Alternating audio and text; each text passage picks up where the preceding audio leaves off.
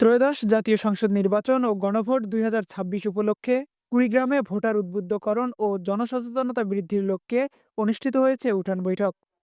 সোমবার বিকেলে সদর উপজেলার মোগলবাসা ইউনিয়নের চর সিতাইজার নুরানী ও হাফিজিয়া মাদ্রাসা মাঠে এই উঠান বৈঠকের আয়োজন করা হয়। অনুষ্ঠানে সভাপতিত্ব করেন সদর উপজেলা নির্বাহী অফিসার ইসমাইল হোসেন। প্রধান অতিথি হিসেবে উপস্থিত ছিলেন জেলা প্রশাসক ও রিটার্নিং অফিসার অন্নপূর্ণা দেবনাথ। বিশেষ অতিথি হিসেবে উপস্থিত ছিলেন অতিরিক্ত জেলা প্রশাসক জাকির হোসেন আসাদুজ্জামান এবং civil surgeon Swapan Kumar Biswas, Rakibul Hasan, Abdullah Al Mamun, S N. Shariful Islam Khandakar ও নাহিদা আফরিন প্রমুখ। অনুষ্ঠানে প্রধান অতিথির বক্তব্যে জেলা প্রশাসক ও রিটার্নিং অফিসার অন্নপূর্ণা দেবনাথ বলেন, দেশের উন্নয়নে এই নির্বাচন অত্যন্ত গুরুত্বপূর্ণ। তিনি বলেন, দেশের ভবিষ্যৎ নির্ধারণের চাবিকাঠি জনগণের হাতেই। আজকে দেখেন এই যে সবাই সব কর্মকর্তারা আমরা যতক্ষণ বক্তব্য দিলাম, এরপরও কি কারো মনে কনফিউশন আছে যে গণভোটটা কি? আমরা প্রায় 2.5 ঘন্টা বক্তব্য রাখলাম, সবাই এই বিষয়ে কিছু পড়ে শোনালাম এবং আমাদের লিফলেট গুলোতে স্পষ্ট দেখেন এখানে আছে, এই যে দেখেন গোলাপি রঙের, এটা হচ্ছে গণভোট গোলাপি রঙের, এই ব্যালটটা গোলাপি রঙের থাকবে। আর এটা দেখো সাদা, ওটা হচ্ছে ত্রয়োদশ নির্বাচনে 2টা ভোট আপনি দিবেন। এই সুযোগটা আর আগে তো ছিল না, আমরা লাগে না যে 2টা ভোট দেওয়ার সুযোগ এবার পাচ্ছি আমরা, এবং যেন সময় না হয় আমরা একই ব্যালটে দিব।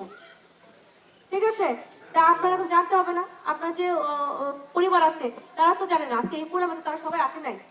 আপনারা এখানে যারা আছেন আমার বিশ্বাস তারা গণ্যমান্য ব্যক্তিত্ব এবং আপনারা এই ওয়ার্ডটা ইউনিয়নের প্রতিনিধিত্ব করেন কিনা?